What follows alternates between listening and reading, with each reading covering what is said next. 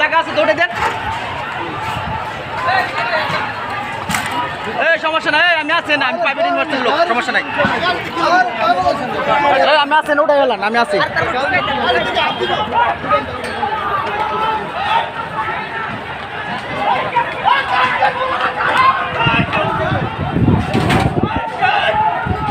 আমি Presidency university, সমস্যা নাই।